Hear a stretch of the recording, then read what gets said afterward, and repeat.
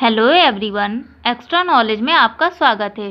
तो आज हम आपके लिए जो प्रैक्टिस सेट लाए हैं ये आपका यूजीसी नेट जो कि एग्ज़ाम होने वाला है, इसमें आप टॉपिक देखेंगे जनसंख्या और समाज। तो आज जो प्रैक्टिस सेट है वो जनसंख्या और समाज से जितने भी क्वेश्चंस बन सकते हैं या बनने की संभावना है उससे रिलेटेड हम बात करेंगे और आपको उसके बारे में समझाएंगे भी। और इसी तरह हम आपको प्रैक्टिस सेट भी प्रोवाइड करेंगे और उसका कॉन्सेप्ट भी समझाते रहेंगे। तो आइए स्टार्ट करते हैं और देखते हैं क्वेश्चन नंबर 1। क्वेश्चन नंबर 1, निम्न पर विचार कीजिए। कार्ल मार्क्स द्वारा जनसंख्या विकास की अवस्थाएं वन दिया गया है। प्रथम अवस्था में जन्म दर और मृत्यु दर दोनों ऊंची रहती हैं। 2 दिया गया है द्वितीय अवस्था में जन्म दर समान रहती है और मृत्यु दर घट जाती है। और तीसरा दिया गया है जन्म दर एवं मृत्यु दर तीसरी अवस्था में बढ़ने लगती है। और आपका कोड दिया गया है ऑप्शन ए 1, 2 और 3 सही है, ऑप्शन बी 1 और 2 सही है, ऑप्शन सी केवल 3 सही है या ऑप्शन डी केवल 2 सही है। तो यहाँ पे बताइए कार्ल मार्क्स ने जो जनसंख्या के विकास की अवस्थाएं बताई हैं उसमें से कौन सा सही रहेगा। तो यहाँ पे जो आंसर रहेगा ऑप्शन बी 1 और 2 सही है, क्योंकि कार्ल मार्क्स ने बताया है कि पहली अवस्था जो होती है इसमें जन्म दर और मृत्यु दर दोनों ऊंचा रहता है और दूसरी अवस्था में क्या होता है जन्म दर समान रहती है और मृत्यु दर क्या होती है घट जाती है। तो अब आइए जानते हैं कार्ल मार्क्स ने जो जनसंख्या विकास का सिद्धांत दिया है इसमें क्या चीज़ें बताया है, उस चीज़ों को जानते हैं। देखिए मार्क्स का जनसंख्या सिद्धांत, ठीक है। कार्ल मार्क्स ने जनसंख्या वृद्धि के संदर्भ में जो अपना विचार दिया वो 1867 ईस्वी में दिया था, ठीक है। तो इन्होंने जो जनसंख्या वृद्धि का पूरा अपना सिद्धांत दिया किस सन में दिया, 1867 ईस्वी में दिया। और इनके द्वारा प्रस्तुत किया गया कि जननकीय चिंतन जैविक अवधारणा नहीं वरन साम्यवादी दर्शन से प्रभावित था, जो पूर्णतः सामाजिक व आर्थिक अवधारणा पर आधारित था। मतलब इन्होंने जो जनसंख्या चिंतन के बारे में बात किया उसमें जैविकी अवधारणा को महत्वपूर्ण नहीं माना है, बल्कि इन्होंने सामाजिक व आर्थिक अवधारणा को महत्वपूर्ण माना कि जनसंख्या जब वृद्धि होगी तो उस पर सामाजिक या आर्थिक रूप से प्रभाव पड़ेगा। इस चीज़ों के बारे में इन्होंने बात किया है और इसी के आधार पे इन्होंने वैश्विक समाज में अमीरी व गरीबी को 2 वर्गों में विभाजित कर दिया है। मतलब जिस हिसाब से जनसंख्या हुई उस हिसाब से अमीर और गरीब, मतलब आर्थिक रूप से इन्होंने जनसंख्या वृद्धि को मापा है कि जनसंख्या वृद्धि कम होगी या बढ़ेगी तो उस पर आर्थिक रूप से ज़्यादा प्रभाव पड़ेगा और दूसरा सामाजिक रूप से। लेकिन इन्होंने जैव की अवधारणा को बिल्कुल भी महत्वपूर्ण नहीं माना है। और इसमें इन्होंने बात की है कि गरीब श्रमिक वर्ग अपनी आय बढ़ाने के लिए श्रम शक्ति का संग्रह व श्रमिक फौज तैयार करने पर बल देता है, जिससे उसमें जनसंख्या वृद्धि की गति अधिक होती है। क्योंकि देखिए 2 वर्ग इन्होंने बांटे, एक गरीब में और एक अमीर में, ठीक है। तो इन्होंने कहा जो गरीब लोग होते हैं वो अपने श्रमिक वर्ग को बढ़ाने के लिए क्या करते हैं, जनसंख्या में वृद्धि करते हैं कि जितने से ज़्यादा श्रमिक होंगे उतना ज़्यादा उनके अंदर पैसा उनको प्राप्त होगा। वहीं अमीर वर्ग धन संग्रह पर बल देते हैं और श्रमिकों की अतिरिक्त शक्ति को निरंतर सस्ता बनाए रखते हैं। आधार पर इन्होंने बताया है कि जन्म दर मृत्यु दर परिवार के आकार पर मजदूरी स्तर के विपरीत संबंध होता है, ठीक है। इन्होंने क्या बताया, जन्म दर मृत्यु दर और परिवार के आकार पर मजदूरी स्तर के विपरीत संबंध होता है। इस प्रकार श्रमिकों के उस वर्ग में मजदूरी दर निम्न और मृत्यु दर अधिक होती है जिनमें बेरोजगार होने का भय अधिक होता है, ठीक है। जहाँ पे जिस श्रमिक वर्ग में बेरोजगार होने का भय ज़्यादा होगा वहाँ पे क्या होगा, मजदूरी दर निम्न रहेगी और मृत्यु दर क्या होगा, अधिक होगी, क्योंकि वो मेहनत ज़्यादा करेंगे लेकिन उन्हें मिलेगा कम। तो ये बात किया है जनसंख्या वृद्धि के सिद्धांत में कार्ल मार्क्स ने। तो इसका मैं PDF भी प्रोवाइड कर दूंगी, आप उसे ले लीजिएगा और पढ़ भी लीजिएगा, ठीक है। तो आइए अब देखते हैं क्वेश्चन नंबर 2। निम्न में से कौन से जनसंख्या वृद्धि के घटक हैं। 1 उत्पादकता, 2 प्रजननता, 3 उद्योग या 4 प्रवास। तो कोड दिया गया ऑप्शन ए 1, 2 और 4, ऑप्शन बी 1, 2, 3 और 4, ऑप्शन सी 2, 3 और 4, ऑप्शन डी 1, 2 और 3। तो बताइए जनसंख्या वृद्धि के घटक कौन कौन से हैं कि किस कारण जनसंख्या की वृद्धि होती है। तो यहाँ पे जो आंसर आपका रहेगा 1 होगा, 2 होगा और आपका 4 होगा। यहाँ पे ऑप्शन ए सही रहेगा कि उत्पादकता के कारण जनसंख्या वृद्धि बढ़ेगी, दूसरा प्रजननता के कारण और तीसरा प्रवास के कारण। ये जनसंख्या वृद्धि के घटक होते हैं। तो आइए अब जनसंख्या वृद्धि के घटक के बारे में भी जान लेते हैं। तो देखिए जनसंख्या वृद्धि के महत्वपूर्ण घटक के बारे में जानते हैं। तो जनसंख्या वृद्धि का अर्थ होता है किसी विशेष समय अंतराल में किसी देश या राज्य के निवासियों की संख्या में परिवर्तन, ठीक है। जनसंख्या वृद्धि क्या होगा, कोई देश या कोई राज्य वहाँ की जनसंख्या में जब परिवर्तन होता है तो उसे ही जनसंख्या वृद्धि कहेंगे। और जनसंख्या वृद्धि के 3 घटक मुख्य रूप से उत्तरदायी होते हैं। कौन कौन से, इनको समझते हैं।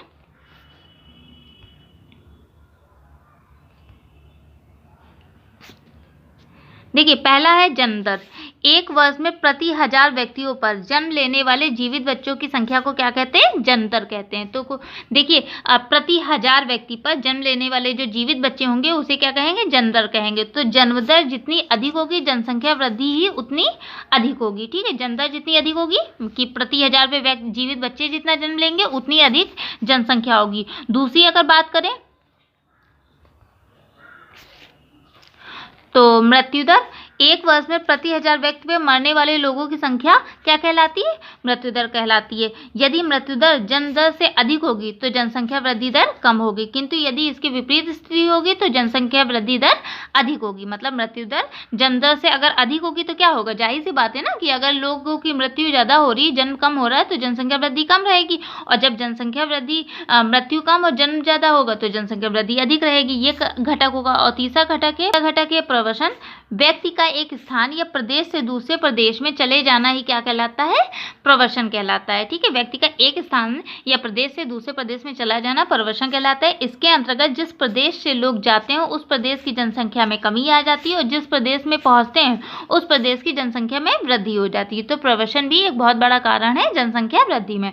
तो 3 मुख्य घटक होते हैं, एक जन्म दर, दूसरा मृत्यु दर और तीसरा प्रवसन। आई होप आपको समझ में आया होगा। अब आइए बढ़ते हैं, देखते हैं नेक्स्ट क्वेश्चन की तरफ। क्वेश्चन नंबर 3, भारत में प्रजननशीलता को बढ़ाने के लिए निम्न कारण उत्तरदायी है। 1, व्यावसायिक उद्योगों में प्राथमिक ढांचे की प्रधानता। 2, शिक्षा का प्रसार। 3, समाज का रूढ़िवादी होना। या 4, अधिकांश जनसंख्या का ग्रामीण होना। तो कूट दिया गया, इसमें से आपको आंसर देना है। ऑप्शन ए है 1, 2 और 3। ऑप्शन बी है 1, 2, 3 और 4। ऑप्शन सी है 2, 3 और 4। ऑप्शन डी है 1, 3 और 4। तो बताइए क्या कारण है जो प्रजननशीलता को बढ़ाता है? तो देखिए यहाँ पे जो ऑप्शन रहेगा 1, 3 एंड 4, जहाँ पे भी है ऑप्शन सी सही है। देखिए, व्यावसायिक उद्योगों में प्राथमिक ढांचे मतलब कृषि प्रधान होना कहीं ना कहीं प्रजननशीलता को बढ़ाता है। दूसरा, समाज का रूढ़िवादी होना। तीसरा, अधिकांश जनसंख्या का ग्रामीण होना। तो ये 3 कारण होंगे आपका प्रजननशीलता को बढ़ाने के लिए। ये 3 कारण होते हैं। ठीक है, अब आइए देखते हैं क्वेश्चन नंबर 4।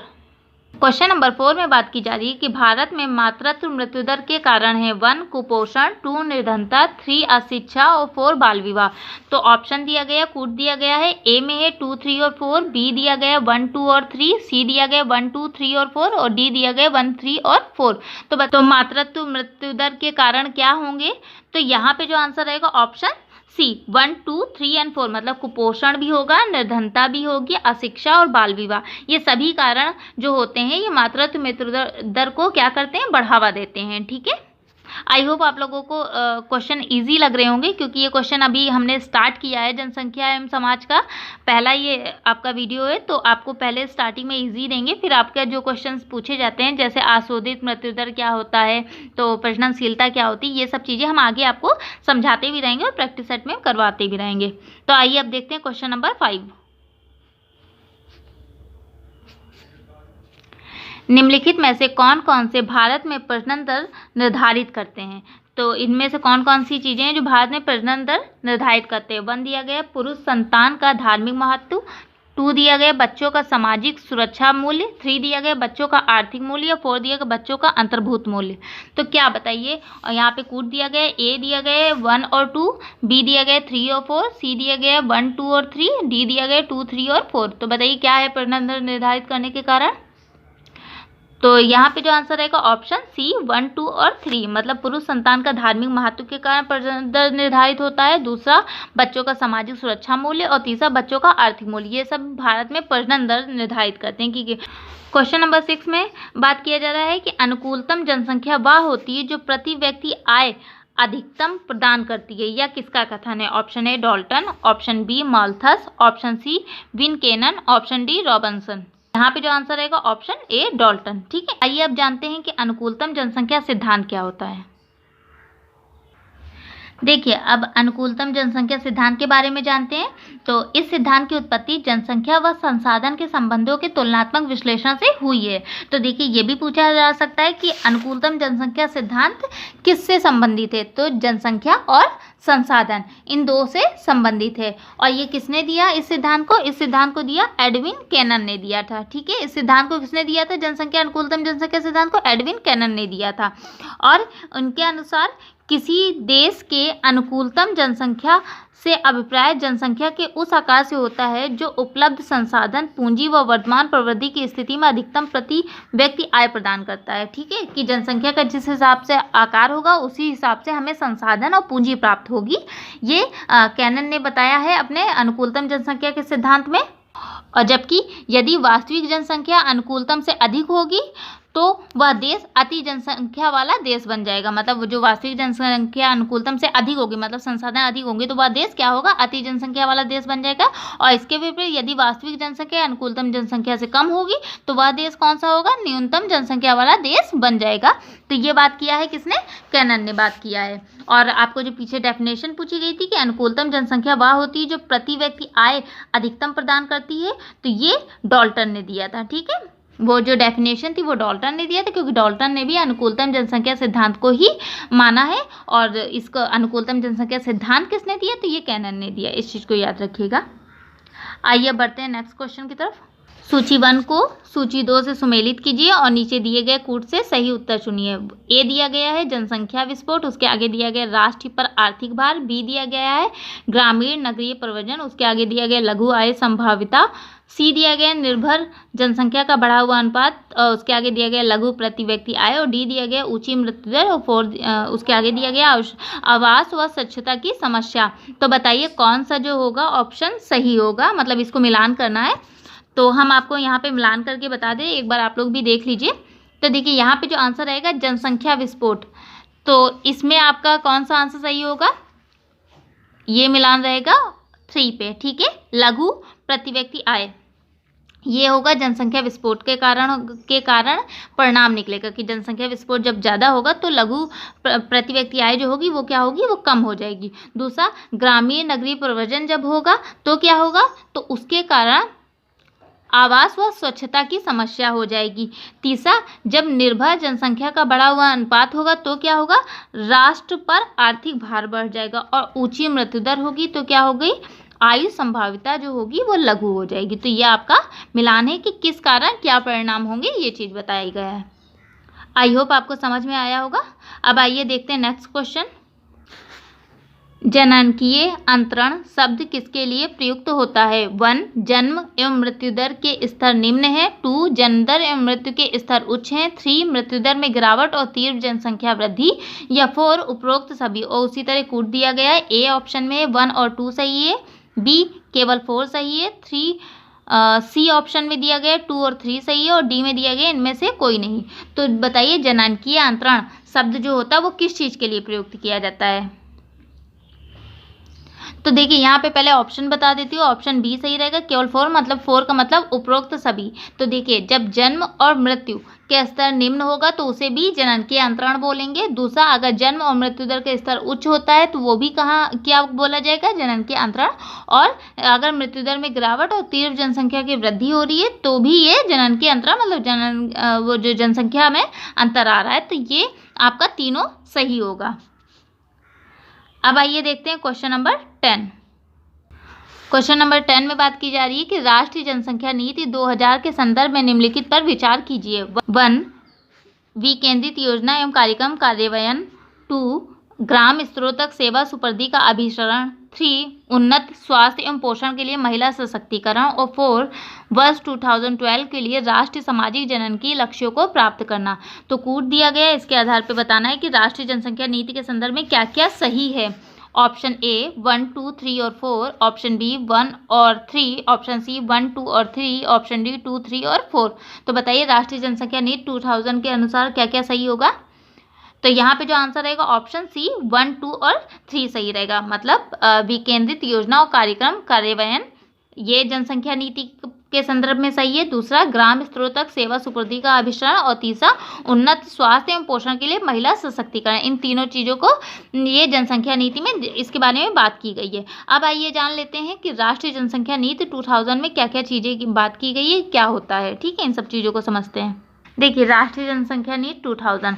तो राष्ट्रीय जनसंख्या नीति की घोषणा गर्भ निरोध, स्वास्थ्य संबंधी आधारभूत ढांचा, स्वास्थ्य कर्मचारियों, एकीकृत सेवा डिलीवरी की अतिरिक्त मांगों को पूरा करने का अभिलंब लक्ष्य को हासिल करने के लिए की गई है कि इन सब लक्ष्यों को हासिल किया जाए। इस नीति का उद्देश्य कुल प्रजनकता को प्रतिस्थापन स्तर यानी कि 2 बच्चों को प्रति जोड़ा तक लाना है, जो कि इसका मध्य सत्रीय लक्ष्य है।